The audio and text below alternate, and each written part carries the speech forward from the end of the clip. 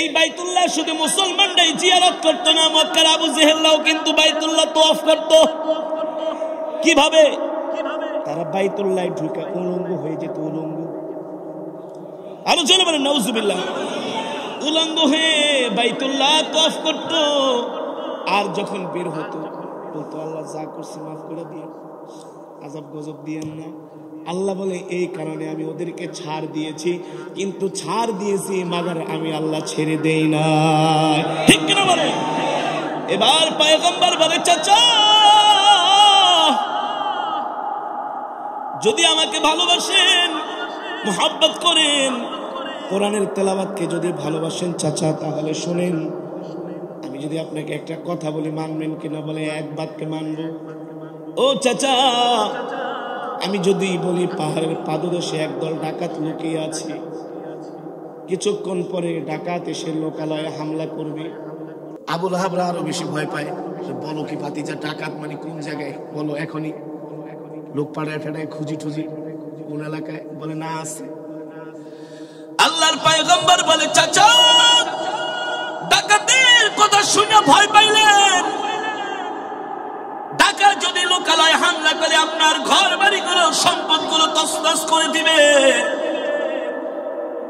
কিন্তু ঘর গেলে ঘর পাবেন, সম্পদ গেলে সম্পদ পাবেন। ঠিক কিনা বলেন? কিন্তু চাচা একবারও কি চিন্তা করলেন না আপনারা এমন মূর্তির পূজা করেন যে মূর্তি আপনাদের কোনো উপকার করতে পারে না? এই মূর্তির পূজা করলে জাহান্নামের আগুনে জ্বলতে হবে। আবু লাহাব বলে ভাতিজা কি বলতে চাও? বলে বলতে চাই আসেন কালেমা পড়ে মুসলমান হয়ে যান, মূর্তি পূজা বাদ দিয়ে দেন। এই কথা শোনার পরে আবু লাহাব বলে তাব্বাল্লাকা ইয়া মুহাম্মদ ফালিহাদা লিজামাতানা। হে মুহাম্মদ, তুমি কি আমাকে এই জন্য এখানে ডেকেছো? এই কথা বলে আবু লাহাব আমার নবীর দিকে একটা হাত আগায় দিল, আমার নবীকে আঘাত করার জন্য। নাউজুবিল্লাহ বলেন।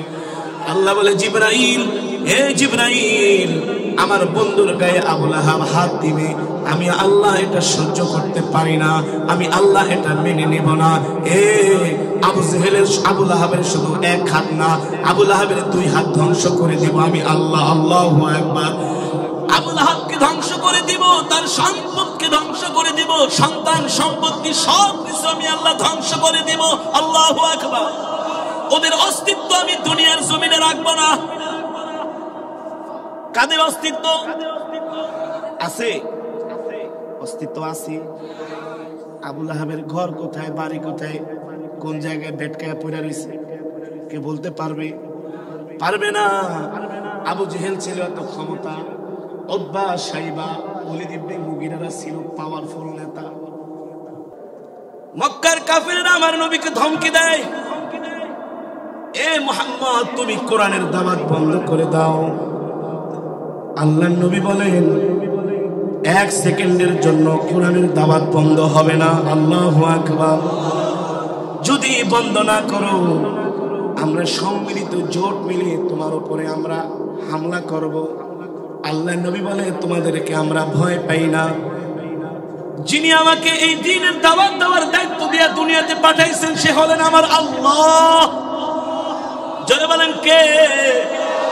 সে হলেন আমার আল্লাহ। কোনোভাবেই মক্কার কাফেররা আমার নবীকে বাধা দিয়া ফিরাতে পারছে না। শেষ পর্যন্ত তারা চাচা আবু তালিবের বাড়িতে আসলেন।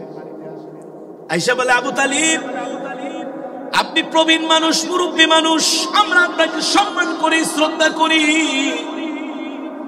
আপনার বাবা ছিলেন আরবের একজন সম্ভ্রান্ত নেতা, সম্ভ্রান্ত পরিবারের সন্তান আপনি, কিন্তু ভাতিজা মুহাম্মদকে থামান। এই ভাতিজা কোরআনের দাওয়াত দিয়ে আমাদের সব কিছু শেষ করে দিচ্ছে, আমাদের ধর্মের 12টা বাজায় দিতেছে।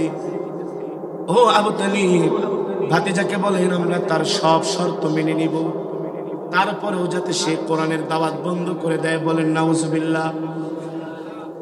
চাচা আবু তালিব ছিলেন চালাক মানুষ। বলে আবু জেহেল কি শর্ত মেনে নিবা? বলে ভাতিজা যদি চায় আমরা তাকে আরবের নেতা হিসাবে মেনে নিব, আমরা তাকে, আর যদি চায় ভাতিজাকে আমরা মক্কার সব সম্পদ দিয়ে দিব, তারপরে যদি ভাতিজা খুশি না হয় মক্কার যত সুন্দরী কন্যা আছে ভাতিজার ঘরে পাঠায় দিব। বলেন নাউজুবিল্লাহ। কত বড় জালেম, চিন্তা করছেন? আয়েশা চাচা আবু তালিবকে এই প্রস্তাব দেয়া যায়। চাচা আবু তালিব বলে, ঠিক আছে আবু জেহেল, রাত অনেক হয়ে গেছে, যাও গা, ভাতিজা রাত্রে আসুক, তারপরে তার সাথে কথা বলে কালকে রেজাল্ট জানাবো। আবু জেহেলরা চলে গেলেন। আল্লাহ নবী রাত্রবেলা বাড়িতে আসলেন। চাচা আবু তালিব নবীজির ঘরে আসলেন। আয়েশা নবীজিকে আদর মমতা দিয়া বলতেছেন, ভাতিজা তোমার সাথে আমি একটা মোস্ট ইম্পর্টেন্ট কথা বলার জন্য আসছি। ও চাচা, কি কথা? কি কথা? আজকে মক্কার বড় বড় লিডারেরা এসেছিল, বলেছে তোমাকে কোরআনের দাওয়াত বন্ধ করে দিতে। আল্লাহর পয়গম্বর বলে 1 সেকেন্ডের জন্য সম্ভব না। আর জোরে বলেন আল্লাহু আকবার। এবার চাচা আবু তালিব বলে, ভাতিজারে মক্কার কাফিরেরা তোমাকে অনেক অফার করেছে, অফার। মক্কার কাফিরেরা বলেছে যা চাও তাই দেওয়া হবে। আল্লাহর পয়গম্বর বলে, কি দিবে ওরা আমাকে? বলে, যদি তুমি চাও তোমাকে মক্কার বড় নেতা বানায় দিবে। বলে, দরকার নাই বড় নেতা হওয়ার। যদি সম্পদ চাও তোমার ঘরে মক্কার সব সম্পদ দেওয়া হবে। বলে, দরকার নাই। যদি সুন্দরী কন্যা চাও মক্কার সুন্দরী কন্যাদেরকে তোমার ঘরে পাঠিয়ে দেওয়া হবে। বলেন নাউজুবিল্লাহ।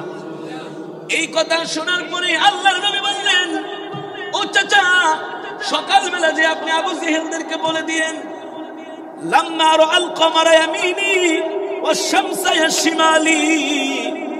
চাচা, মক্কার কাফেরেরা যদি আমার এক হাতে চন্দ্র দেয় আর এক হাতে সূর্য দেয়, তারপরে আমি মুহাম্মদ 1 সেকেন্ডের জন্য কোরআনের দাওয়াত বন্ধ করব না। আর জোরে বলেন আল্লাহু আকবার। আমার নবীর ঈমান। আল্লাহর পয়গম্বর বলে, চাচা আপনি তো আম্মুর রাজুলি সিন ও আবি, চাচা বাপের মতো। চাচা কি? আমি তো আমার কথা বললাম, আপনার সিদ্ধান্ত কি? চাচা আবু তালেব বলে, আমার সিদ্ধান্ত তুমি কালেমার দাওয়াত দিয়া যাও, আমি তোমার সাথে আছি। আল্লাহর নবী বলে, এত সমর্থন? বলে, আমি জানি মক্কার আবু জেহেলরা না জানলে কি হবে, আমি জানি। আমার ভাতিজা মোহাম্মদ দুনিয়ার কোনো সাধারণ মানুষ নয়। আমার ভাতিজা হলো নবী, এর মধ্যে কোনো সন্দেহ নাই। আল্লাহু আকবার। আল্লাহর পয়গম্বর বলে, চাচা আর কি জানেন? বলে, আমি অনেক কিছু তোমার সম্বন্ধে জানি, অনেক কিছু। আল্লাহর পয়গম্বর বলে, কি জানেন? কি জানেন? চাচা আবু তালিব বলে, ভাতিজারে তুমি যখন তোমার মায়ের গর্ভে ছিলা, তুমি যখন তোমার মায়ের গর্ভে ছিলা, ও ভাতিজা, তখন থেকে কেমন যেন আমাদের ঘরের মধ্যে বরকত শুরু হয়ে গেছে। আর জোরে বলেন সুবহানাল্লাহ। ও ভাতিজা, তুমি যখন তোমার মায়ের পেট থেকে দুনিয়াতে জন্ম নিলা, তুমি যেই দিন দুনিয়াতে আগমন করেছো, তোমার শরীরের ঘ্রাণে এলাকা পুরা জান্নাতি সুবাসে সুবাসিত হয়ে গেছে। আল্লাহু আকবার। তোমার শরীর থেকে আমরা যে ঘেরান পেয়েছি, এমন ঘেরান আমরা কোনোদিন জীবনে দেখিও নাই, নাকের ভিতরও পাই নাই। নিশ্চয় এটা দুনিয়ার কোনো সাধারণ ঘেরান না, এটা হলো জান্নাতের খুশবু। ও ভাতিজা, আল্লাহর পয়গম্বর বলে, আর কি জানেন? বলে, দুনিয়ার সাধারণ নিয়ম হলো ছোট বাচ্চারা যখন দুনিয়াতে জন্ম নেয় তাদের নাভি কাটতে হয়, কি কাটতে হয়। কিন্তু তোমাকে যখন দুনিয়াতে আল্লাহ পাঠাইছে, তোমার পেটের মধ্যে কে যেন নাভিটাকে কেটে পাঠাইছে। আল্লাহু আকবার। ও ভাতিজা, দুনিয়ার সাধারণ নিয়ম হলো বাচ্চা যদি জন্ম নেয় তার শরীরের মধ্যে রক্ত থাকে, না? শরীরের মধ্যে রক্ত থাকে।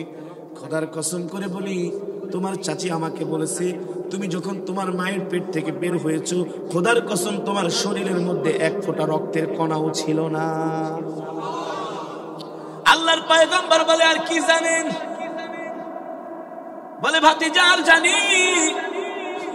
একদিন আমি তোমাকে বাড়িতে রেখে আমি বাজারে গিয়েছিলাম, একটু সন্ধ্যা হয়ে গেছে, তোমার কথা খুব মনে পড়তেছিল, আমি তোমার জন্য একটা খেলনা কিনে বাড়ির দিকে দৌড় শুরু করলাম।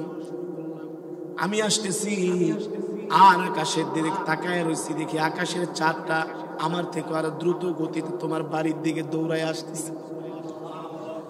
আমিও হাঁটি, চাঁদ আমার চাইতে আরো দ্রুত গতিতে আসে। আল্লাহু আকবার। দেখলাম চাঁদ আস্তে আস্তে একেবারে তোমার বাড়ির চালের উপরে চলে আসছে। আমি ভয় পেয়ে গেলাম। আমি যত আগাই চাঁদ তোমার দিকে আরো তত আগায়। আমি ভয় পেয়ে গেলাম, না জানি আকাশের চাঁদ আমার ভাতিজার উপরে আছড়ে পড়ে। খোদার কসম করে বলি ভাতিজা, আকাশের চাঁদ তোমার উপরে আছড়ে পড়বে তো দূরের কথা, আমি দেখতেছি আকাশের চাঁদ আমার ভাতিজা মুহাম্মদের সাথে কথা বলতেছি, আকাশের চাঁদ আমার ভাতিজা মুহাম্মদের সাথে খেলা করতেছি। আল্লাহু আকবার।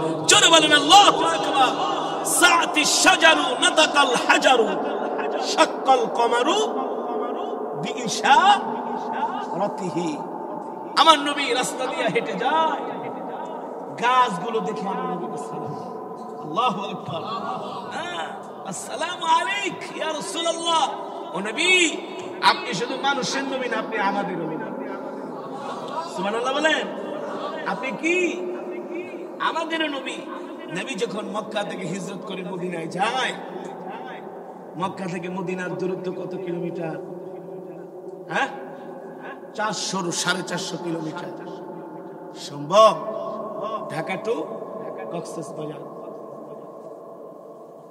এত দূরত্বের পথ নবীজি কিভাবে হিজরত করেছে?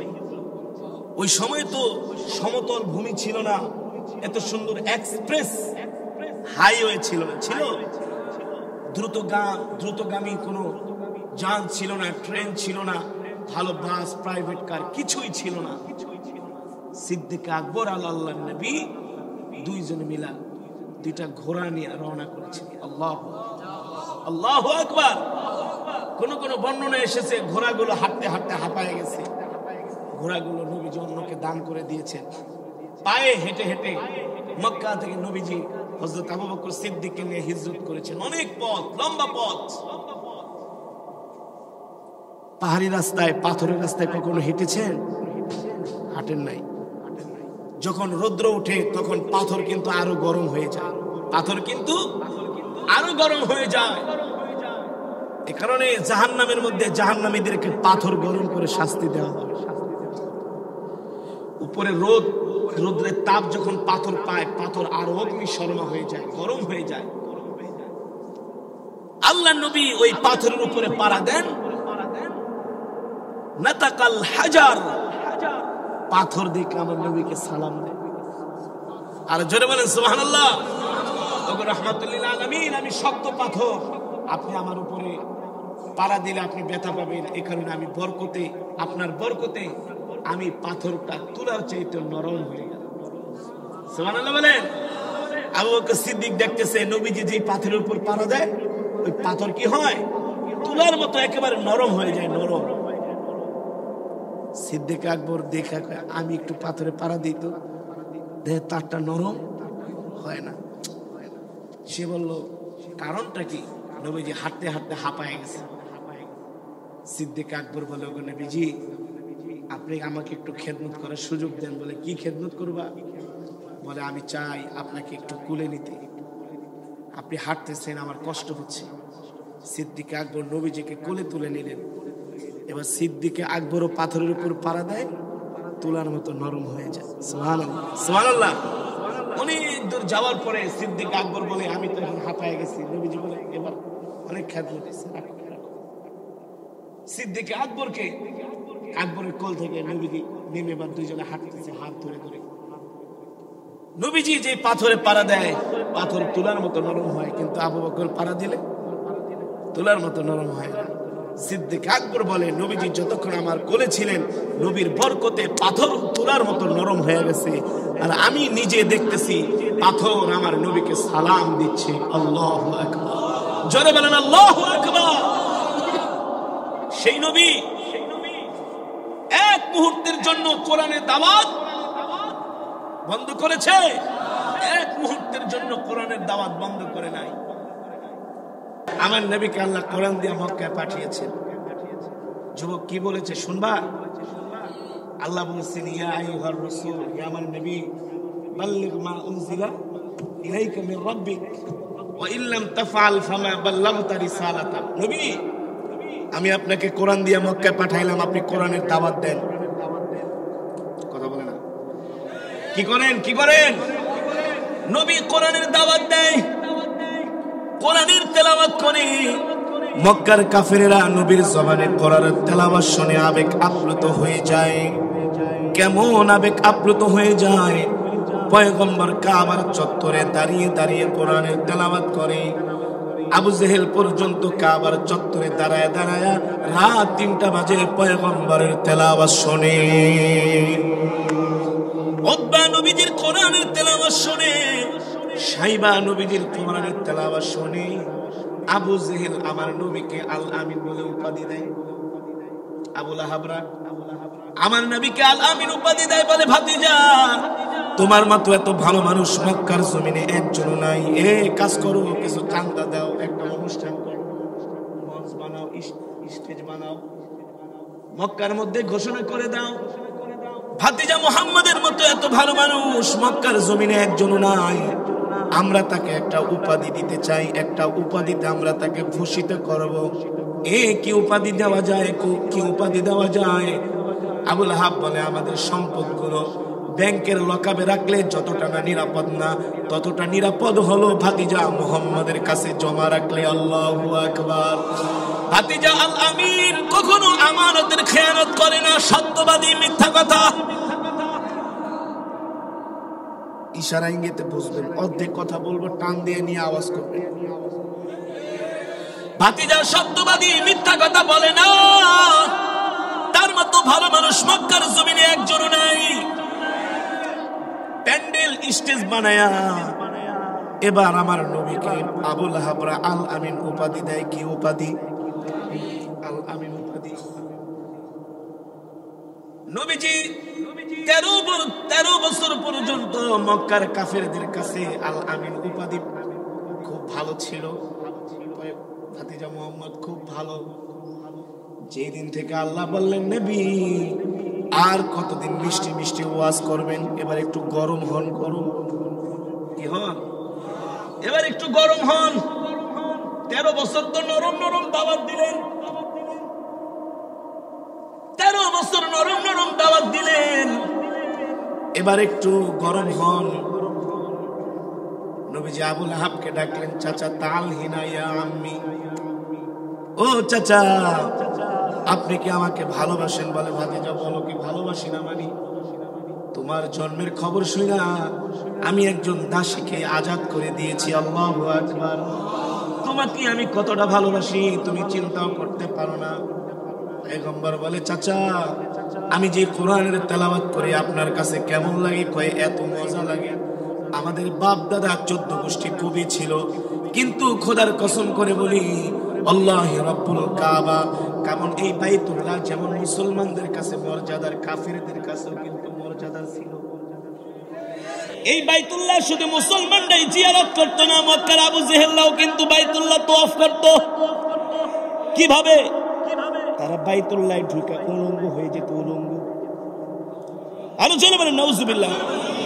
উলঙ্গ হয়ে বাইতুল্লাহ তওয়াফ করতো, আর যখন বের হতো বলতো, আল্লাহ যা করছি মাফ করে দিয়ে, আযাব গজব দিয়েন না। আল্লাহ বলে, এই কারণে আমি ওদেরকে ছাড় দিয়েছি, কিন্তু ছাড় দিয়েছি মাগার আমি আল্লাহ ছেড়ে দেই না। ঠিক কিনা বলে? এবার পয়গম্বর বলে, চাচা যদি আমাকে ভালোবাসেন, মুহাব্বত করেন, কোরআনের তেলাওয়াতকে যদি ভালোবাসেন চাচা, তাহলে শোনেন, আমি যদি আপনাকে একটা কথা বলি মানবেন কিনা? বলে, এক বাক্যে মানব। ও চাচা, আমি যদি বলি পাহাড়ের পাদদেশে একদল ডাকাত লুকিয়ে আছে, কিছুক্ষণ পরে ডাকাত এসে লোকালয়ে হামলা করবে। কি ডাকাত? কি ডাকাত বাংলাদেশে আছে কি আছে না? আপনাদের সাতকে নিয়ে আছে? ওরে আল্লাহ, কয় কি? কোন রাস্তায়? আমার কিছুদিন আগে আমাকে ধরছিল, ধরে আমার গাড়ি করে গ্লাস ভাঙছে, এমন ভাঙছে গাড়ির একটা গ্লাসও ছিল না। প্রায় 100 কিলোমিটার রাস্তা, এই ঠান্ডার মধ্যে গ্লাস ছাড়া আসছি, এই ঠান্ডা লেগে গেছে। ওই দিন পরের থেকে এত ঠান্ডার ভিতরে গ্লাস ছাড়া আসা যায়? আসলাম, ঠান্ডা লাগলো, এই জ্বর। ডাকাত বাংলাদেশে যারা ডাকাতি করে তারা তো ইন্ডিয়া থেকে আসছে, রাশিয়া থেকে, বাংলাদেশের মুসলমানের সন্তান, ঠিক কিনা বলেন? সম্মানিত হাজিরিন, ডাকাতের নাম শুনলে সবাই ভয় পায়, কি পায় না? কারণ রাতের আধারে রাস্তা অবরোধ করে, গাছ ফালায়, বড় বড় দাও নিয়ে আসে, 2-3 জন আর 30 জনের কাছে কি হয়তো পাবে, হয়তো। আবু লাহাবরা আরো বেশি ভয় পায়। বলো কি ভাতিজা, ডাকাত মানে কোন জায়গায় বলো, এখনই লোক পাড়ায় ফেড়ায় খুঁজি টুজি কোন এলাকায়, বলে না আছে। আল্লাহর পয়গম্বর বলে, চাচা ডাকাতের কথা শুনে ভয় পাইলেন? ডাকাত যদি লোকালয়ে হামলা করে আপনার ঘর বাড়িগুলো, সম্পদগুলো তছনছ করে দিবে। কিন্তু ঘর গেলে ঘর পাবেন, সম্পদ গেলে সম্পদ পাবেন, ঠিক কিনা বলেন? কিন্তু চাচা একবারও কি চিন্তা করলেন না আপনারা এমন মূর্তির পূজা করেন যে মূর্তি আপনাদের কোনো উপকার করতে পারে না? এই মূর্তির পূজা করলে জাহান্নামের আগুনে জ্বলতে হবে। আবু লাহাব বলে, ভাতিজা কি বলতে চাও? বলে, বলতে চাই, আসেন কালেমা পড়ে মুসলমান হয়ে যান, মূর্তি পূজা বাদ দিয়ে দেন। এই কথা শোনার পরে আবু লাহাব বলে, তাব্বাল্লাকা ইয়া মুহাম্মদ ফালিহাদা লিজামাতানা। হে মুহাম্মদ, তুমি কি আমাকে এই জন্য এখানে ডেকেছো? এই কথা বলে আবু লাহাব আমার নবীর দিকে একটা হাত আগায় দিল, আমার নবীকে আঘাত করার জন্য। নাউজুবিল্লাহ বলেন। আল্লাহ বলে, জিবরাইল, হে জিবরাইল, আমার বন্ধুর গায়ে আবু লাহাব হাত দিবে, আমি আল্লাহ এটা সহ্য করতে পারি না, আমি আল্লাহ এটা মেনে নেব না। আবু লাহাবের শুধু এক হাত না, আবু লাহাবের 2 হাত ধ্বংস করে দিব আমি আল্লাহ। আল্লাহু আকবার। আবু লাহাবকে ধ্বংস করে দিব, তার সম্পদকে ধ্বংস করে দিব, সন্তান সম্পত্তি সব কিছু আমি আল্লাহ ধ্বংস করে দিব। আল্লাহু আকবার। ওদের অস্তিত্ব আমি দুনিয়ার জমিনে রাখবো না। কাদের অস্তিত্ব আছে? অস্তিত্ব আছে। আবু লাহাবের ঘর কোথায়, বাড়ি কোথায়, কোন জায়গায় বেটকায় পড়ে রয়েছে, কে বলতে পারবে? পারবে না। আবু জেহেল ছিল এত ক্ষমতা, উতবা, শাইবা, ওলীদ ইবনে মুগীরা ছিল পাওয়ারফুল নেতা। বেশি পাওয়ারফুল হওয়া কি? প্রভাবশালী নেতা। আপনি সবচেয়ে বড় প্রভাবশালী তো আল্লাহ। যারা বলেন কে? আল্লাহর উপরে আর কি প্রভাবশালী আছে? ক্ষমতাবান আছে? কেমন প্রভাবশালী দেখো না। তোমাদের মাথার উপরে আল্লাহ বলে 1টা 2টা 3টা না 7টা আসমান বানাইছি। কয়টা? 7টা আসমান বানাইতে যে আল্লাহ কোটি কোটি খুঁটি ব্যবহার করেছে। খুঁটি ছাড়া কি আসমান থাকে? কথা বলে না, থাকে? খুঁটি ছাড়া আসমান থাকে না। আল্লাহ যদি চায় তাহলে থাকে। এটা আল্লাহর ক্ষমতা, আল্লাহর পাওয়ার, ঠিক কিনা বলে?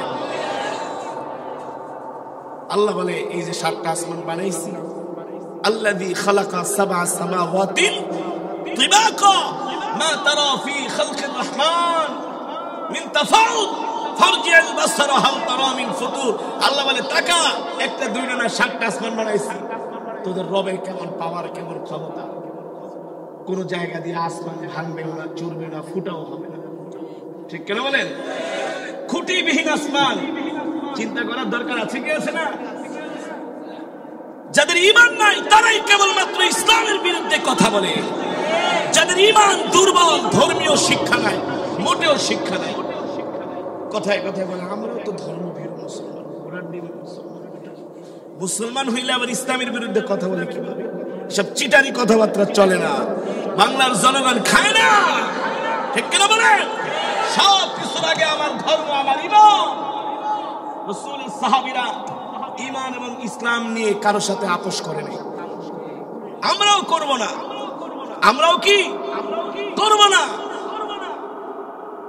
যতদিন বাঁচবো ঈমানের উপরে বাঁচবো, ঠিক কেন বলেন? যেটা বলতেছিলাম, আমার নবীকে আল্লাহ কোরআন দিয়ে মক্কায় পাঠিয়েছেন। যুবক কি বলেছে শুনবা?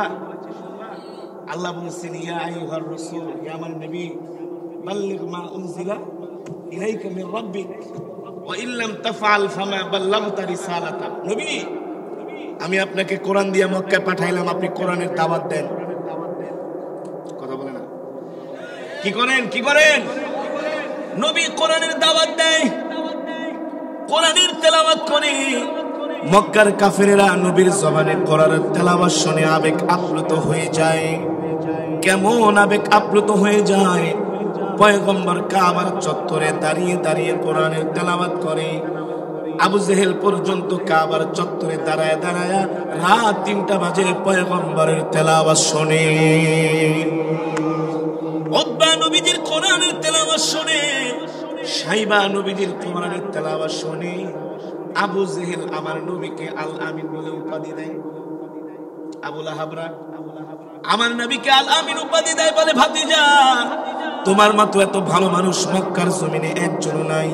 কাজ করো, কিছু চান্দা দাও, একটা অনুষ্ঠান করো, মঞ্চ বানাও, স্টেজ বানাও, মক্কার মধ্যে ঘোষণা করে দাও, ভাতিজা মুহাম্মাদের মতো এত ভালো মানুষ মক্কার জমিনে একজন নাই। আমরা তাকে একটা উপাধি দিতে চাই, একটা উপাধিতে আমরা তাকে ভূষিত করব। কি উপাধি দেওয়া যায়? কি উপাধি দেওয়া যায়? আবু লাহাব বলে, আমাদের সম্পদগুলো ব্যাংকের লকাবে রাখলে যতটা না নিরাপদ না, ততটা নিরাপদ হলো ভাতিজা মুহাম্মাদের কাছে জমা রাখলে। আল্লাহু আকবার। ভাতিজা আল আমিন কখনো আমানতের খেয়ানত করে না, সত্যবাদী, মিথ্যা কথা। ইশারা ইঙ্গিতে বুঝবেন, অর্ধেক কথা বলবো, টান দিয়ে নিয়ে আওয়াজ করবে। ভাতিজা সত্যবাদী, মিথ্যা কথা বলে না। তার মতো ভালো মানুষ মক্কার জমিনে একজন নাই। প্যান্ডেল স্টেজ বানায়া এবার আমার নবীকে আবু লাহাবরা আল আমিন উপাধি দেয়। কি উপাধি? আল আমিন উপাধি। নবীজি 13 বছর পর্যন্ত মক্কার কাফেরদের কাছে আল আমিন উপাধি খুব ভালো ছিল। ভাতিজা মুহাম্মদ খুব ভালো। যেদিন থেকে আল্লাহ বললেন, নবী আর কতদিন মিষ্টি মিষ্টি ওয়াজ করবেন, এবার একটু গরম হন। গরম কি হন? এবার একটু গরম হন। 13 বছর তো নরম নরম দাওয়াত দিলেন, 13 বছর নরম নরম দাওয়াত দিলেন, এবার একটু গরম হন। নবীজি আবু লাহাবকে ডাকলেন, চাচা তাল হিনা ইয়া আম্মি, ও চাচা আপনি কি আমাকে ভালোবাসেন? বলে, ভাতিজা বলো, কি ভালোবাসি না মানি? তোমার জন্মের খবর শুনা আমি একজন দাসীকে আজাদ করে দিয়েছি। আল্লাহু আকবার। তোমাকে আমি কতটা ভালোবাসি তুমি চিন্তাও করতে পারো না। পয়গম্বর বলে, চাচা আমি যে কোরআনের তেলাওয়াত করি আপনার কাছে কেমন লাগে? কয়, এত মজা লাগে। আমাদের বাপ দাদা 14 গোষ্ঠী কবি ছিল, কিন্তু খোদার কসম করে বলি, আল্লাহ রাব্বুল কাবা, কারণ এই বাইতুল্লাহ যেমন মুসলমানদের কাছে মর্যাদার, কাফিরদের কাছেও কিন্তু মর্যাদা ছিল। মোল্লা ওদিন দেখলাম গভর্নর নিজের হাত দিয়ে টাকা বিলি করছে গরিবদের মাঝে। বলে, কারো হাতে দিব না, চোর বাটপারদের হাতে দিলে খেয়ানত করবে। নিজে যে জনগণের মাঝে বিলিয়ে দিচ্ছে। মনে হয় হযরত ওমরের শাসন চলে আসছে। আল্লাহু আকবার। মোল্লাদের পাওয়ার আছে কি আছে না? এই ভারতবর্ষ স্বাধীন করেছে মোল্লারা। কারা? ইতিহাস জানো? আলেমরা, আমরা, আমাদের পূর্বসূরি, আমাদের আকাবেদা, আমাদের ওস্তাদের ওস্তাদের ওস্তাদেরা, আমরা যাদের কাছে পড়াশোনা করছি, তারা রাত্রবেলা খানকায় এসে দর্শ দিতেন, আর দিনের বেলা যে ব্রিটিশদের সাথে জিহাদ করতেন, লড়াই করতেন। মোল্লারা, তোমরা তো ইতিহাস জানো না, এই কারণে মোল্লাদেরকে শুধু মনে করো মসজিদ আর মাদ্রাসায় মোল্লারা থাকে না। আমাদের ইতিহাস আছে, ঐতিহ্য আছে। তারা ছিলেন খানকায়ে পীর, ময়দানে বীর। তারা ছিলেন খানকায়ে পীর, ময়দানে বীর। ব্রিটিশদের বিরুদ্ধে আন্দোলন করে পুরো ব্রিটিশ ভারতবর্ষকে ব্রিটিশদের কবল থেকে মুক্ত করেছেন। 1-2 বছরে না, 1-2 বছরে না, যুগের পর যুগ, যুগের পর যুগ। এ কারণে কেউ যদি মনে করে এই দেশ থেকে ইসলাম মুছে দিবে, যতদিন পর্যন্ত বাংলার জমিনে ইসলাম আছে, যতই নাটক ফাটক হোক না কেন, ইসলাম মুছে দেওয়া যাবে না, এটা সম্ভব না। যতদিন মাদ্রাসা মসজিদ আছে, আলেম ওলামা আছে, ততদিন সম্ভব না। কিন্তু আপনাদের মতো পাবলিক থাকলে সম্ভব, আপনাদের মতো পাবলিক থাকলে সম্ভব। আর আপনারা তো আলেমদের পক্ষে থাকেন না, আপনাদের পাওয়া যায় না।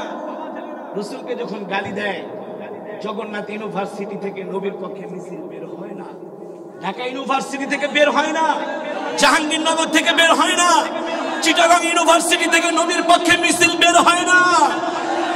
যদি নবীর পক্ষে মিছিল বের হয়, নবীর ইজ্জতের পক্ষে, তাহলে এই দাড়ি টুপিওয়ালা আলেমরাই বের করে, আলেমরাই বের করে। এ কারণে আলেমদের মর্যাদা আল্লাহ কোরআনে বর্ণনা করেছেন, ইন্নামা ইয়াখশাল্লাহ মিন ইবাদিহিল উলামা। আলেমরাই হচ্ছে সবচাইতে আল্লাহকে বেশি ভয় করে।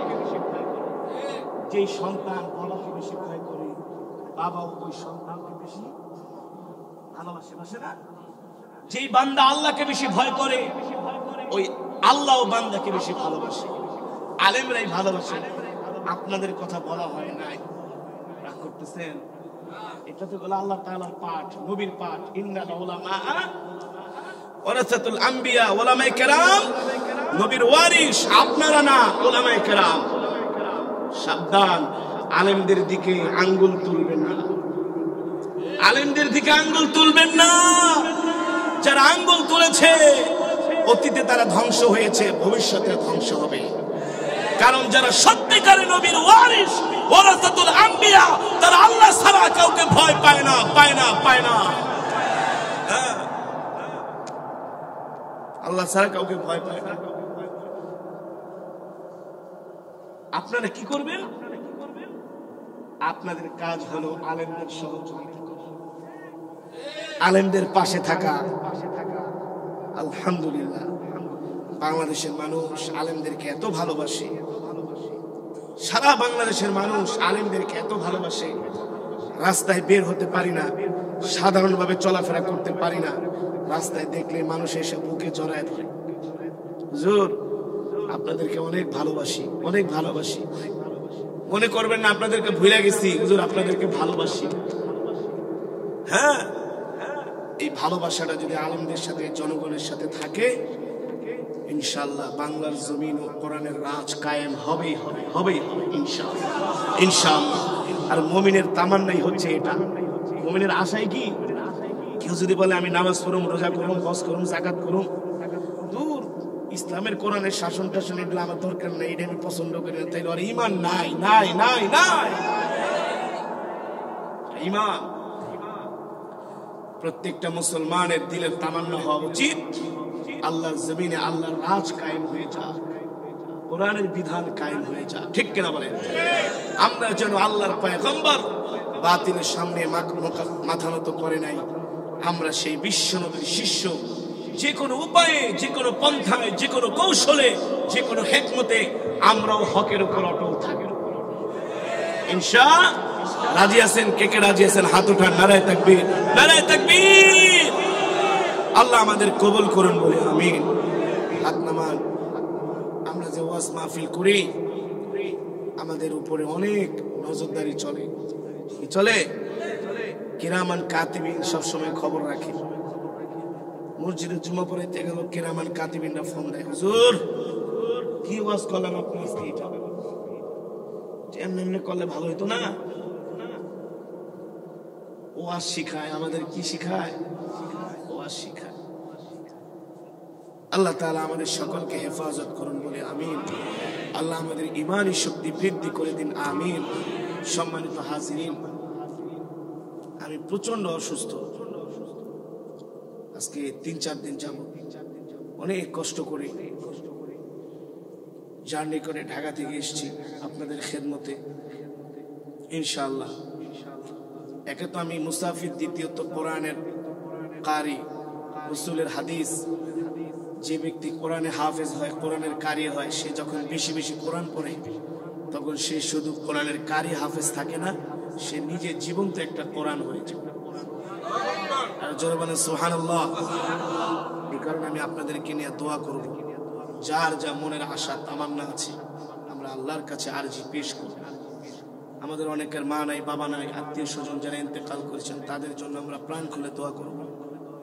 আলিফ লাম মিম ফাউন্ডেশন কেরানীহাটবাসীর উদ্যোগে যে 2 দিন ব্যাপী মাহফিল, আজকে প্রথম দিন, আগামীকাল দ্বিতীয় দিন, আপনারা স্বতঃস্ফূর্তভাবে কালকে 3 জনকে দাওয়াত দিয়ে নিয়ে আসবেন। আসবেন তো ইনশাআল্লাহ? কালকের মাহফিলে সকলে আসবেন তো ইনশাআল্লাহ? আল্লাহ সকলকে কবুল করুন বলে আমিন। যারা এই মাহফিলের আয়োজন করেছেন, আয়োজক বৃন্দ, আল্লাহ তাদেরকেও কবুল করুন বলে আমিন। আমি অসুস্থ, আমি মুসাফির, আমার জন্য দোয়া করবেন। আমিও আপনাদের জন্য দোয়া করব। ওমা আলাইনা ইল্লাল বালাগ। সাউন্ড এটা একদম টানে টানে, এই সাউন্ডটা দিয়া আর আমার গলাটা ভাঙছে। সাউন্ড টান দিলে কোনো সাউন্ড থাকে না, খালি ক্যাচ ক্যাচ করে। চাপ দিলে শুধু সাউন্ড বের হবে, কিন্তু বের হয় না। এই কারণে আমার গলাটা আরো ভাঙছে সাউন্ডের জন্য। ইনশাআল্লাহ নেক্সট আবার যদি কখনো কোথাও কোনো মাহফিলে দেখা হয়, অনেক প্রোগ্রাম যায় আমার সাতকানিয়া থেকে কেরানীহাট, কিন্তু শিডিউল নাই, এই কারণে দিতে পারি না। দেখা হয়ে যাবে ইনশাআল্লাহ। আপনাদের মনের তামান্না আশা আমি পূর্ণ করবো ইনশাআল্লাহ। তারপরেও এই অসুস্থ শরীর নিয়ে 1 ঘন্টার উপরে কথা বলেছি, তেলাওয়াত করেছি, বয়ান করেছি। আসলে বয়ান বেশি লাগে না, আমল করলে অল্প বয়ানই আমলের জন্য নাজাতের জারিয়া হয়ে যায়, ঠিক কিনা বলেন? হ্যাঁ, আমল করতে হবে, বেশি বেশি আমল করতে হবে। তার মানে যার ইমানি শক্তি থাকবে সে কখনো মিথ্যা কথা বলবে না, সে কখনো জিনা করবে না, ব্যভিচার করবে না, তার ঈমান তাকে ফিরায় রাখবে, ঠিক কিনা বলেন?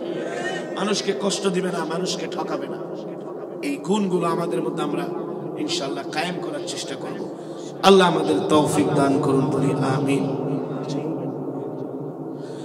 আল্লাহুম্মা সাল্লি আলা মুহাম্মাদ ওয়া আলা আলি মুহাম্মাদ কামা সাল্লাইতা আলা ইব্রাহিম ওয়া আলা আলি ইব্রাহিম ইন্নাকা হামিদুম মাজিদ। اللهم بارك على محمد وعلى آل محمد كما باركت على إبراهيم وعلى آل إبراهيم إنك حميد مجيد. سبحان الله وبحمده سبحان الله العظيم. اللهم آمين. ربنا ظلمنا أنفسنا وإن لم تغفر لنا وترحمنا لنكونن من الخاسرين. ربنا آتنا في الدنيا حسنة وفي الآخرة حسنة وقنا عذاب النار. يا أول الأولين يا آخر الآخرين يا ذا القوة المتين يا راحم المساكين يا أرحم الراحمين يا أرحم الراحمين يا أرحم الراحمين يا علي يا عظيم يا حليم يا كريم. مولاي كريم মেহেরবানি করে तमाम জিন্দেগীর গুনাহ খাতাগুলো maaf করে দেন। এই মাহফিলকে আল্লাহ কিয়ামত পর্যন্ত কবুল করে নেন। এই মজমাকে আল্লাহ কবুল করে নেন। অত্র এলাকার গোরস্থানে যত মুর্দিগান শুয়ে আছে সকলের কবরে আযাব maaf করে দেন। এই মাহফিলে যারা 1 টাকা থেকে 1000 টাকা দান করেছেন সকলের দানকে কবুল করে নেন। আল্লাহ মেহেরবানি করে আপনি আমাদের ঈমানি শক্তি বাড়ায় দেন। আল্লাহ আমরা যেন হকের পথে থাকতে পারি আল্লাহ তৌফিক দিয়ে দেন। ঈমান এবং ইসলামের পথে যেন থাকতে পারি আল্লাহ তৌফিক দিয়ে দেন। ও মাওলানা কারীম মেহেরবানি করে জীবনের সমস্ত গুনাহ খাতাগুলো maaf করে দেন। জীবনে যত গুনাহ করেছি সব গুনাহগুলো maaf করে দেন। জনম দুঃখের আব্বাজান আম্মাজানের গুনাহগুলো maaf করে দেন। যে সংগঠনের উদ্যোগে মাহফিল আল্লাহ এই সংগঠনকে কবুল করে নেন। সংগঠনের সদস্যবৃন্দদেরকে কবুল করে নেন। আল্লাহ আজকের মাহফিলে যারা উপস্থিত হয়েছে আপনি কাউকে খালি হাতে ফিরায় দিয়েন না। সকলের মনের নেক মাকাসদ গুলো পূর্ণ করে দেন। রব্বির হামহুমা কামা রব্বায়ানি সগীরা, রব্বির হামহুমা কামা রব্বায়ানি সগীরা। মাওলা রে, জানি না কোন দিন মৃত্যুর পরোয়ানা